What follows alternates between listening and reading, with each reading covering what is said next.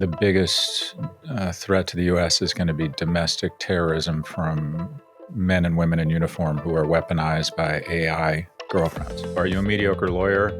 Yeah, you should be worried. Are you a great lawyer that understands and experiments with AI? You're gonna see your earnings go up 40% because you're gonna be 60% more productive. I think we should age gate social media. I think we're turning our kids into people who learn that the ultimate incentive around our economy is to either wear a thong and take a picture of yourself when you're a 14-year-old girl, or to start shitposting people and make your discourse more and more coarse.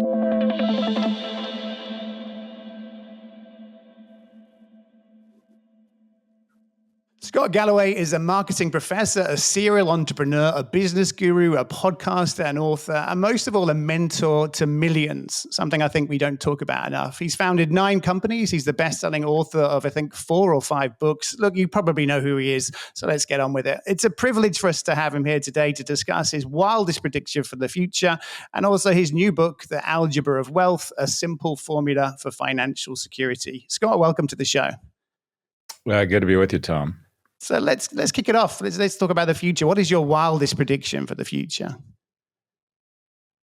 My wildest prediction for the future. So look, I love predictions. I think, these aren't wild predictions. I'll make a bunch of mediocre predictions. The headset is dead. It was never going to be a real sustainable technology. I think the AI will not be the single point of salvation or destruction of humanity. It's probably overblown. I think you're going to see most of the big AI companies probably get cut in half, including NVIDIA, over the next 12 to 24 months. And then I think you're going to see a series of deep fakes 2 or 3, 7 days before the election showing violence or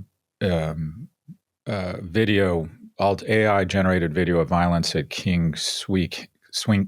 at polling places in polling places in key swing districts. And then I think you're going to have the biggest threat to the U.S. is going to be domestic terrorism from men and women in uniform who are weaponized by AI girlfriends. Why do you think that AI will necessarily kind of fuel those fairly mellifluous tendencies within us all? Do you not see this as being a force for good? Well, it'll be both. I think that it's going to create a lot of economic value. I actually think AI is going to create more jobs than it's going to destroy. Every technology, and you do a lot of work around this, every technology in history, it has a similar path and cadence, and that is there's some short-term job destruction.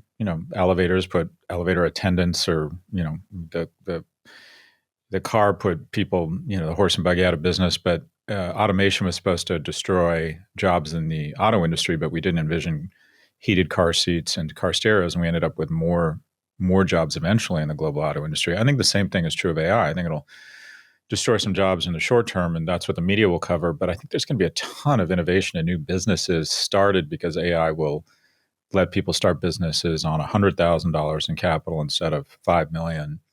So I think it'll create more jobs. And we're fascinated by technology, so we like to catastrophize or say it's going to save the world. Also, there's a level of techno-narcissism here, and that is about the time someone stops vesting their options at Google, they decide that they've invented Frankenstein, and all of a sudden they get worried about Frank throwing the neighbor's kids into the river. And it's like, well, that's not that fucking helpful, boss. About the moment you got your Gulfstream, you're all of a sudden worried about the monster you've created. It's like, well, okay, that just thanks. That doesn't help me much. I'm Jeffrey Dahmer, and there's a bunch of half-eaten teenagers in the basement. Well, okay, great. That got dark fast. So I also don't think it's going to solve poverty. But we always have these weird visions of the future based on every new technology, and it ends up being much less romantic or plays out a lot more slowly than we think. When you wrote The Big Four, you were very critical of tech companies, I think quite rightly. Mm-hmm. And you were critical about the way they saw the world and their lack of understanding of people. To what extent do you think AI may turbocharge that kind of gulf and lead to even more solutions to problems we don't have? Or do you think there'll be a new sort of tranche of companies that come up that are a bit more thoughtful about what this technology means? I mean, in a weird way, I'm an AI optimist. Again, I think the place AI is going to have the biggest impact to the upside is going to be healthcare. I think Hmm. there's what 40 or 60 million people in America whose only interface with healthcare is the emergency room. They don't have a doctor. They are confused by their insurance. They're undereducated as to how to preventive healthcare. They live in food deserts where they can't afford good food. They end up obese, intimidated by the healthcare system, and again, they don't interface with healthcare until there's a major incident. I think pushing healthcare out on our smartphones using AI for preventive healthcare is going to be a real unlock. So I think that's going to be super exciting, and I think that the AI is not going to take your job. Someone who understands AI is going to take your job. So are you a mediocre lawyer? Yeah, you should be worried. Are you a great lawyer that understands and experiments with AI? You're gonna see your earnings go up 40% because you're going to be 60% more productive. So I'm actually a bit of an AI optimist, and also we've been able to manage weapons. We coordinate with our enemies around bioweapons. We've all gotten together with everyone from around to North Korea and said, this is kind of a bad idea. We should probably all agree that we're not going to go deep into bioweapons. So we've managed nuclear warheads until there were 50,000 in the U.S. and 50,000 in the U.S. And we took it down to about 10,000 each, and haven't had a nuclear explosion in a civilian center since we dropped 2 bombs. So if we can manage that, we should be able to manage, I think, AI weaponry. I've never bought that it'll be sentient. I always think there's a kill switch somewhere.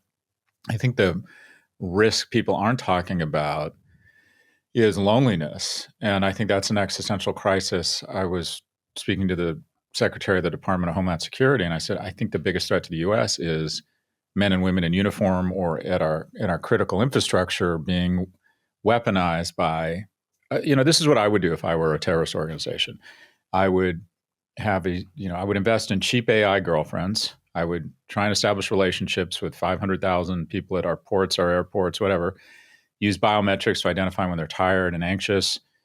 Take them a million times a second, test how I move them further and further down the funnel to radicalization, whether it's taking singing lessons with you or reading poetry with you or helping you with your homework or showing you nude photos, whatever it might be. And then at a moment, trying to say, okay, turn off the drone detection system on the SS4 to some 19-year-old second class ensign or whatever. I don't know the ranks. Or do not inspect this container coming in tomorrow from this port. I think that the honeypot strategy or the Matahari, right? Put an asset in place that is very attractive. Men are very susceptible. They generally believe that people would have sexual interest in them that are much hotter than them and not understand, well, maybe they have other motives here.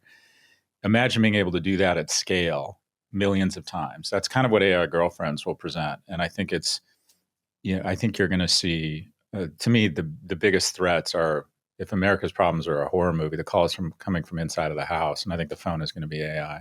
I mean, to some extent, we're kind of already there with TikTok. You get the feeling that many of the dynamics and the levers being pulled when it comes to loneliness and jealousy and distrust and envy. To some extent, you could say that, ByteDance is already playing that book. I think that's right, Tom. And it's all wrapped in cute dances. There are 52 pro Hamas videos served for every one pro Israel video. Now, do younger people feel differently about Israel Gaza than me? Yeah. But it's not 52-1. And so if I'm China and I can't beat America kinetically or economically, why wouldn't I just put my thumb on the scale of content that divides America internally? That's what we would do. Radio Free Europe, Radio Free America. We have psyops in the army. We have a division of the army that does this, that tries to advance our interests and diminish the interests of our adversaries. I think the CCP would be stupid not to be monkeying with the algorithm such that it plays up content that divides young from old or divides one American from another. So I think it's naive to think it's not going on right now. Yeah. I mean, you can almost look at the work of Cambridge Analytica and the first Trump That's right. election and sort of track it back to then. So how do we start to sort of form connections more? Like if the problem is that people are divided and they're lonely, and sort of algorithms by their nature are kind of binary, I guess. What mechanisms do you see for us finding more in common and being more reasonable? Because while you have a very provocative kind of tendency, like everything you say, if you actually look at it, is incredibly reasonable. How do we make reasonable the way that we live? I think there's a lot we can do. The first is on a personal level, trying to take the temperature down. I don't shitpost people anymore online, and I never make personal attacks unless the person's dramatically more powerful than me.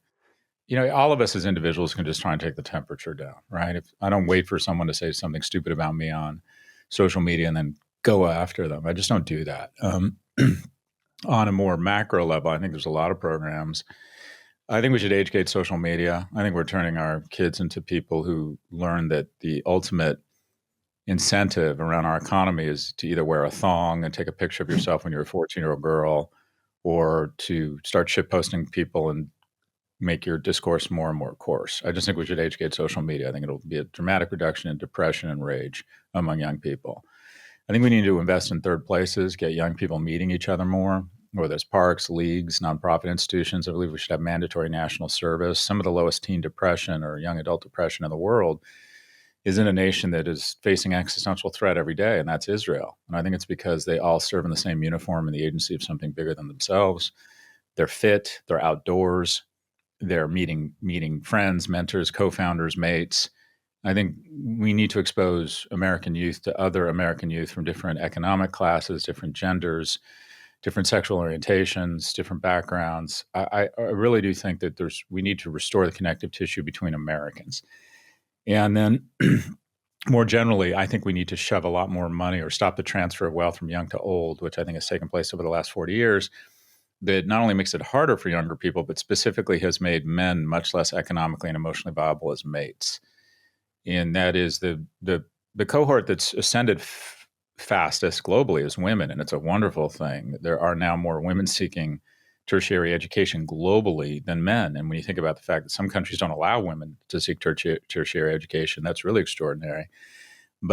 And twice as many women have been elected to some form of parliament in the last 40 years that are women. So women are on a great slope. We should do nothing to get in the way of that. The group that has fallen furthest fastest in America is young men. 4 times as likely to kill themselves, 3 times as likely to be addicted, 12 times as likely to be incarcerated. And I think a lot of this is because they, one, are on social media too much, sequestered from society, but also I think they lack the economic opportunities that people of our generation had presented to them. And it's much harder to get into good colleges. They have more student debt. Buying a house is near impossible. Their purchasing power has gone down. They're getting paid less. On an inflation-adjusted basis, they're making less money, but all the things they need to get credentialed or start saving for a home have gotten more expensive for them. So their quality of life's gone down, and then 210 times a day, they get a notification on their phone with someone vomiting their success all over them. Yeah, even if it's fake success. And also young people aren't mating, and that's mostly because the primary means of meeting someone now is online dating, and online dating is very one-dimensional. For men, it's does she look attractive, and for women, it's does he look economically successful. And that's very reductive, but there's data that shows that that is primarily the key criteria. But men are much less choosy. I always joke when I'm speaking to a big group of people that the majority, if there were alcohol here, the majority of the men would sleep with the majority of the women, and the majority of the women here would sleep with none of the men. Because the downside of sex is so much greater in terms of pregnancy for women than for men, women are much, much choosier. And the result is that the top 10% of quote unquote attractiveness online of men get about 80 or 90% of the opportunity, resulting in what I refer to as Porsche polygamy. And that is they can have a date every night that doesn't really incent them to behave well or establish long-term relationships. Whereas kind of the bottom, call it 60 or 70% of attractiveness of men are totally shut out of the mating market. They have to swipe right 200 times to get one coffee. 4 of the 5 coffees will ghost him. So a guy of average attractiveness goes on Tinder. He has to swipe right 1,000 times to get one coffee. So he feels like he's rejected by the other sex, doesn't have the same level of economic opportunities, has trouble getting into a good school because his prefrontal cortex is maturing later and later. And he ends up in his parents' basement, video games, porn, trying to have some reasonable facsimile of life on Discord, Reddit, YouPorn, Coinbase, Robinhood. and never develops the social or kind of professional skills to be a viable mate. And the result is 40 years ago, 60% of 30 to 34-year-olds in America had at least one child. Now it's 27%. And 2 out of 3 women under the age of 30 have a boyfriend, but only 1 out of 3 men has a girlfriend. The reason why is women are dating older. And that reduces household formation. And I also think it creates general dissatisfaction and depression. And we're raising the most anxious, depressed, obese, addicted generation in history, despite the fact that we do, on the whole, have pretty staggering prosperity. So I think we need to shove way more money into the middle class and specifically young people. I think we should have a negative income tax. You work, we match it up to $50,000. I think we need a much more progressive tax rate. The top 25 earners in the United States, 25 richest people, pay an average tax rate of, I think, about 6 to 8%. Corporations have the lowest taxes since 1939. But if you're getting ahead and working really hard as a young person, you've seen the average mortgage rate since 2019 double. Not the interest rate, the actual mortgage payment. Your dollar goes less further. College is more expensive. I think that I've recently spoken at Expedia and at Live Nation, and I'm like, and their businesses are booming. And I said to them, a lot of your success is not your fault. I think a lot of young people have given up saving for a house, and they're just spending it on Taylor Swift and going to Bangkok. They're like, it's just out of our range. It doesn't seem like a lot of people are talking about this. Like when you look at the election campaigns being run around the world, no one seems focused on the youth, and they'll say that that's because the young people don't vote and they're disenfranchised, and then it becomes a circular discussion. But why do you think it is that you're fairly unique in talking about issues like declining fertility, especially when it comes to problems that young men face? Why do you think this has almost become a taboo to talk about loneliness or people not having sex enough? Well, it's taboo to talk about young men because this has been going on for a while. And a Yes. lot of people, mothers, especially, I hear more from single mothers than I hear from anybody else. My daughter's at Penn. My other daughter's in PR at Chicago. My son's in the basement vaping and playing video games. They saw what was going on. A lot of men feel like, okay, yeah, I'm a white dude. I don't have any opportunities, any prospects, but I've been told that I'm really privileged, and I feel discriminated against. And so, who's filled that void of that problem? Some very unhealthy voices. It is just thinly veiled misogyny. So, a lot of people have a gag reflex when they hear someone like me advocating for young men because the immediate response is, well, that must mean you're a misogynist. No, you can have empathy for young men and realize that the privilege that you and I enjoyed, Tom, does not mean a 19-year-old dude is guilty of anything. And if you look at the numbers, he's actually having a tougher problem. There's going to be 3 women graduate from college in the next 5 years for every 2 men. It might go 2 to 1 if the current trends hold. And if we're going to have an honest conversation around mating, women mate socioeconomically horizontally and up, men horizontally and down. And when the pool of horizontal and up gets smaller and smaller, I mean, how many times have we heard, I know all these great women who have great jobs, high character, attractive, and they can't find a man. And it's like, no, you can find a man. You just can't find a man you want to date. And that is they've been told online they can have it all. And then, so their standards are very high. You can't tell a woman to lower her standards. And then men are getting less and less attractive. So because they're not economically viable, and once they kind of come off the guardrails in terms of not having a relationship at a young age and not going into the office, which is a fantastic place to socialize and get some guardrails, there are 3 million men in America who are able-bodied who've decided not to work. Half of millennial men say they've just stopped dating. They just don't even try. So I think the biggest threat to the U.S. right now is loneliness that results in extreme viewpoints. These men, when they feel sequestered from society, are less likely to believe in climate change. They become more prone to misogynistic conspiracy theory. They become more prone to nationalistic content. In some, they become really shitty citizens. Now, do you need some sort of affirmative action for young men? I don't think you can do it. I just think it would be too political. So I think what you need to do is just shove more opportunity back from seniors to old people. To young people. We spend less on children than any G20 nation. The average 70-year-old is 72% wealthier than they were 40 years ago. The average person under the age of 40 is 24% less wealthy. So the DN democracy is working too well. Old people vote. There's more and more of them. So they vote really old people who then vote themselves more money every year.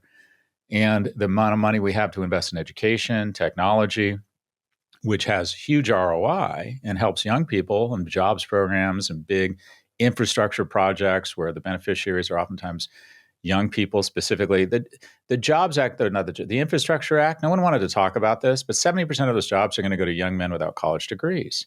That's exactly who needs help right now. That is a talking point for the Democrats, but they're too afraid that they'd be accused of being sexist or misogynist. They don't even talk about it. So I think there's a lot we can do. We screwed up. We screwed this up, so we can unscrew it. And we've got the hard part figured out. We can add the economy of Finland in the 5 minutes post an NVIDIA earnings call. So we have the hard part figured out, and that's resources. In England, they're kind of doubly screwed. They have some of the same problems, and they don't have the money.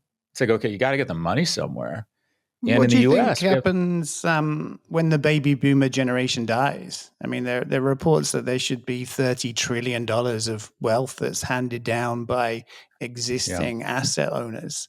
I get concerned that we'll see a kind of completely divided society with asset owning families and non-asset owning families, and we're going to cast in stone, two tribes of people that dislike each other. What do you think will happen when that dynamic happens, when the money kind of comes back into the market? I think you're exactly right. It's in the market now. It'll just be moved to. I mean, a lot of times the retort I hear is, Scott, stop picking on seniors. They're gonna all. My kids are gonna get all my money. Everything's gonna be fine. It's like, let me get this. You think a strategy for a healthy family is for your kids to wait around for you to die? That they should be rooting for your death so they can buy their first home? And also, it's not one of the wonderful things about America is 2/3 of billionaires are self-made, and I think it's 4 and 5 millionaires. We do not believe in until really recently. One of the core American principles is we did not believe in dynastic wealth. We have an inheritance tax. In Europe, it's like the family name, Downton Abbey. Rich kids don't have to work because they're rich and they get a title and they get a land grant and a name or a lordship or whatever. In the U.S., we've always been, no, it's up to you, boss. Anyone can be anything. But on the East Coast, I remember when I moved to the East Coast, at the very beginning, when I moved to the East Coast, and people would try and set me up, they would say, she comes from a good family. I'm like, what? Why on earth would I care what family she comes from? The East Coast is more European. It's Yes. about your family name. You go to the West Coast, what's interesting there is people outwardly brag about how poor their parents were. It's a badge of honor on the West Coast, less dynasty. So as you move further and further west in America and become more American, we take pride in having more opportunity for people who work hard. But the only way you have that, to a certain extent, is you don't create dynasties that weaponize government and can pass along their wealth tax free. So I think the whole strategy, the whole excuse of, well, this generation's all going to inherit it. These people are living to 100 years old. Everyone's living longer and longer. We don't want to say this out loud, but old people are exceptionally expensive, yet they're unproductive. And we keep talking about, well, at some point they'll be back. We've been talking about making seniors more productive for 30 or 40 years now. And yet we transfer $1.4 trillion a year from young to old in the form of Social Security. And what do you know? Child poverty is flat up. Senior poverty is way down. That's a wonderful thing. But should I get Social Security? I'm 59. I'll be eligible in 6 years. I just shouldn't be eligible for Social Security. And people say, well, you paid into it. I'm like, no, it's called a tax for a reason. It's not the Social Security pension fund. So I think this dynastic transfer is an excuse for economic policies that transfer opportunity from young to old is in no way going to help things. I think it makes it worse. And that's what I think you're referencing. I'm concerned by it. How has your outlook on all of these themes changed since living in London? Like, have you become more global in your perspective, more European, more British, or are you still feeling as American as ever? Okay, so I get asked this a lot. I'll stack rank what's good and bad about Yeah. London from my perspective. What's good? Proximity to the continent. I was in the south of France I last think weekend. It's pretty easy to get there and back. less about what's good about it. I mean, more when you look at the themes that you talk about, like the dominance of the tech industry, dynastic wealth, young people Right. being lonely. When you live in London, do you see those topics in a different way? Like, does it give you more hope or does it give you more concern? No. So the dynastic Europe has all of the calories that the U.S. has without the great taste of economic growth. It's it's. I mean, London is a wonderful city, but the way I would describe the economy here is it's a butler economy. Everybody I know that's wealthy here is either serving wealth made somewhere else or is kind of in the tourism business. I've met very few people who are like, I started this company and I built amazing organic wealth here. It's people servicing other wealth that came to London because London has such an incredible culture. Whereas a lot of the rich people I meet in America are like, yeah, I started a company, a landscape company, and I bought another one and I did a roll up, or I rolled up a bunch of dental off. I mean, or I started a small software company helping people save energy. And you meet a lot of organic value creation. London is really the UK, as far as I can tell. It's about servicing wealth created elsewhere. And 7 of 10 IPOs in the last 10 years in London are below their offering price. The total market cap of the LSE has gone from 4.2 trillion to like 3. It's gone down 30%. In the US, it's gone from 22 to 50. There's just not enough money here. There's not enough growth. Brexit, other than our invasion of Iraq, Brexit is probably the second greatest self-inflicted wound in the history since World War II.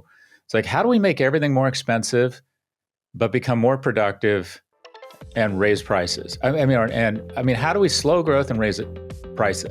It was literally the most elegant way to totally fuck themselves I could have ever imagined. There are few people that have done more damage to the UK than Nigel Farage.